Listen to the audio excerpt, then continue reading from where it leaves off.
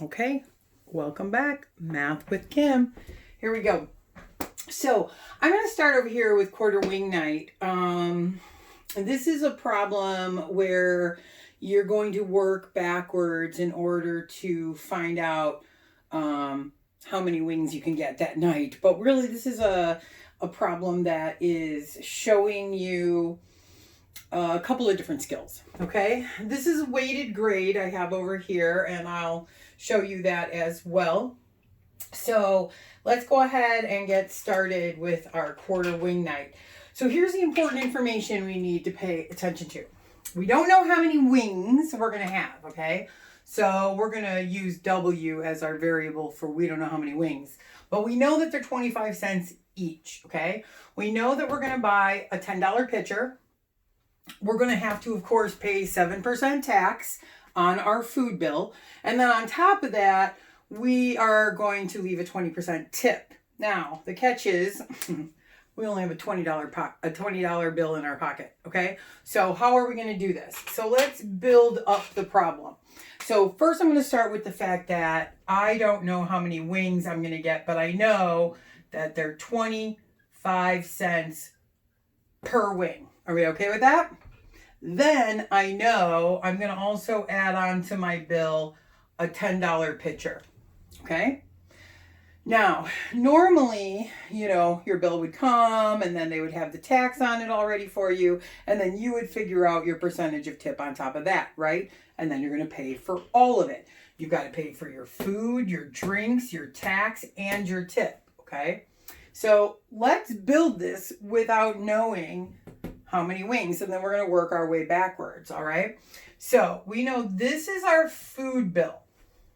On top of this food bill, we have to pay a 7% tax. So remember, we could take a 7% of something and then re-add it to the total. Or if we want to increase something by a percentage, then we change our percentage to a decimal by moving our decimal 2 places to the left, okay? That would make that 0.07 represent 7%.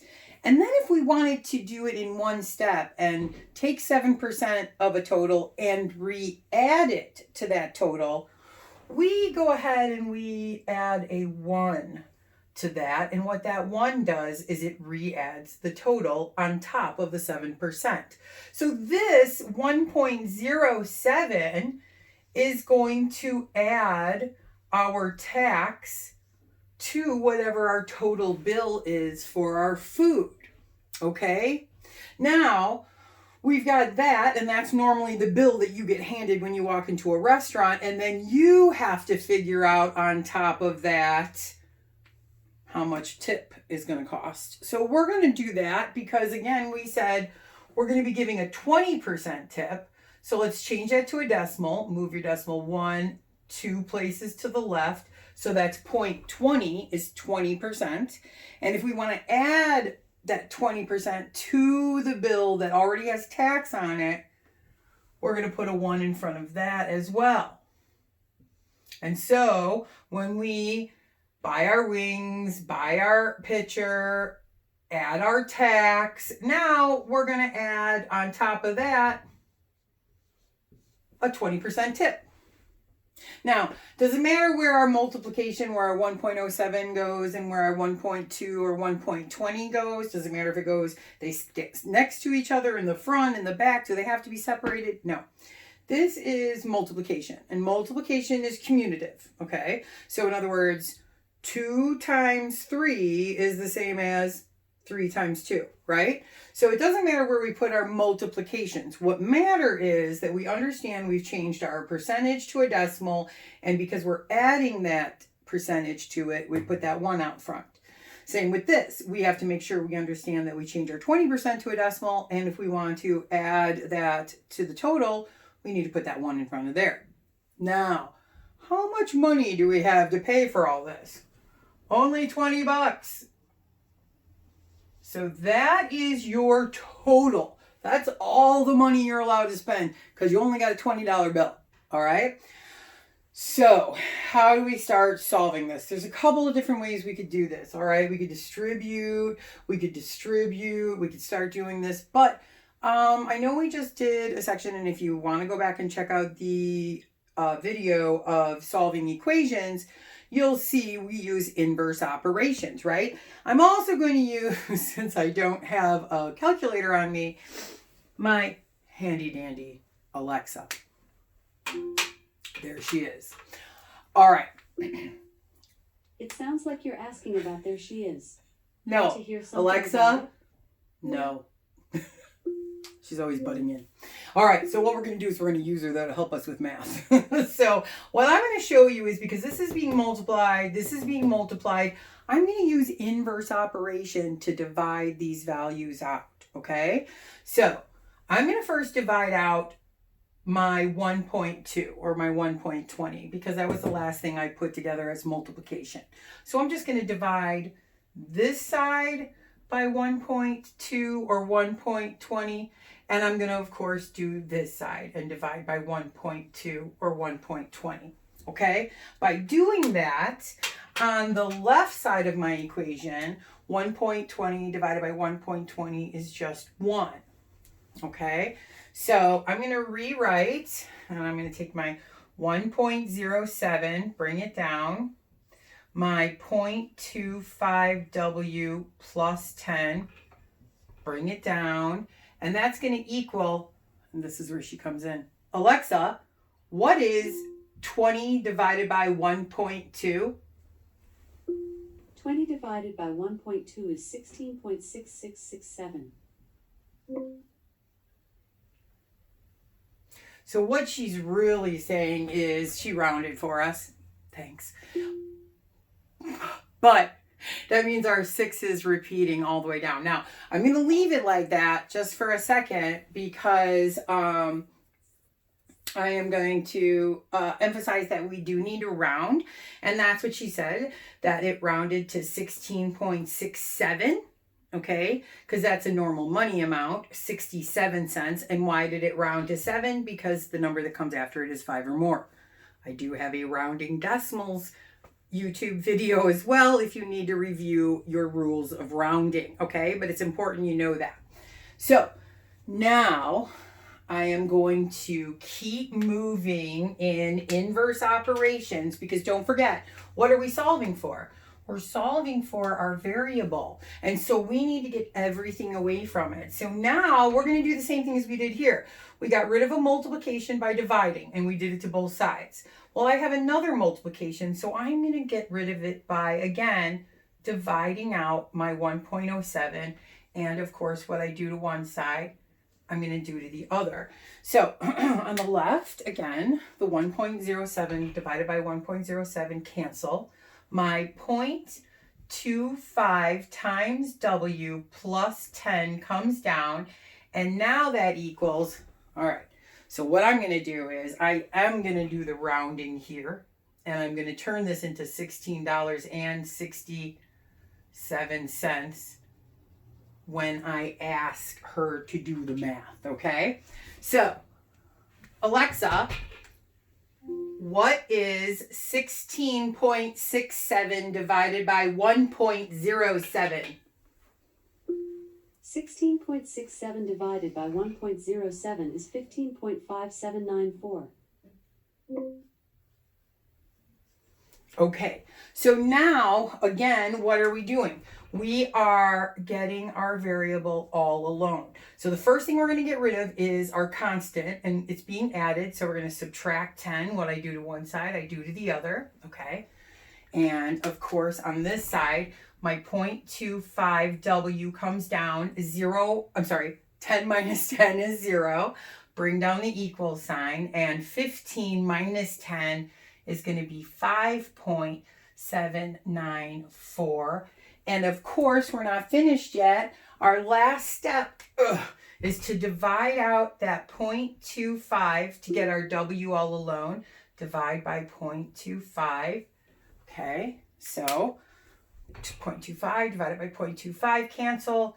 W comes down, equals comes down, and here's our last one. Alexa, What is 5.794 divided by 0.25? 5.794 divided by 0.25 is 23.176. Okay, so now we've got to think about one extra thing. Think about your answer. Think about if your answer makes sense. What is W representing in this problem? Wings, right?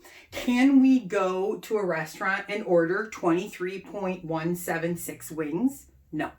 In fact, even if this was 23.5 or 23.9, we can't round that up to a 24th wing because guess what? We don't have enough money. So you have to be very careful on what the question is asking you. And in this case, wings, well, we can afford, oh, there goes my board, 23 wings.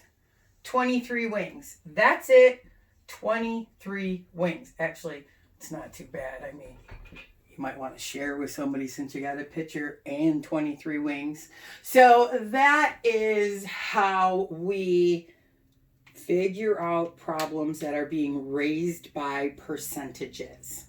All right.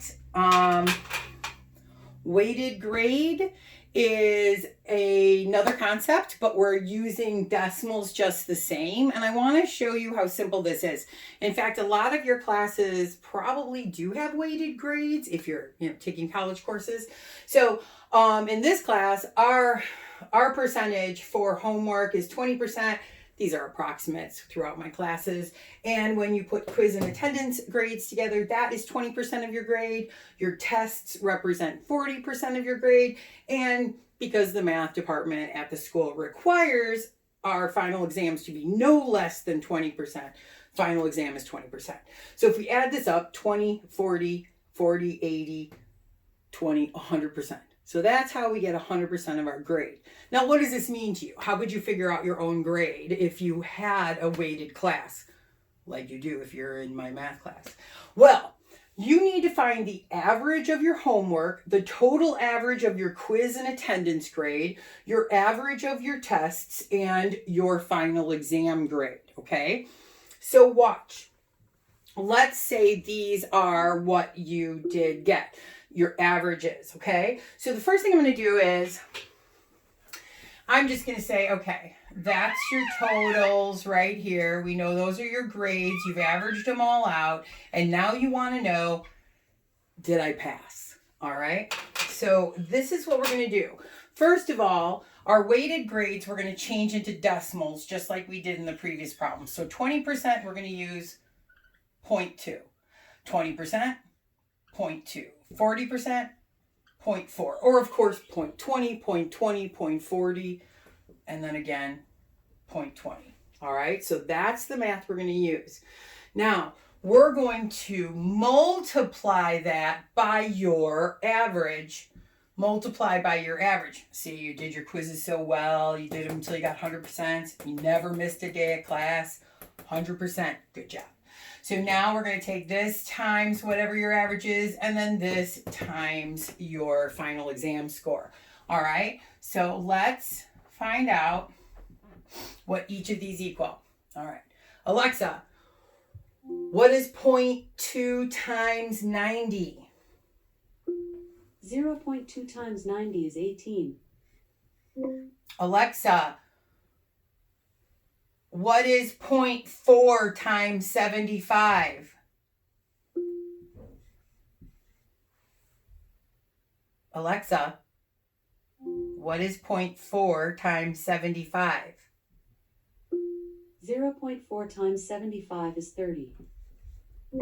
Alexa, what is 0.2 times 55?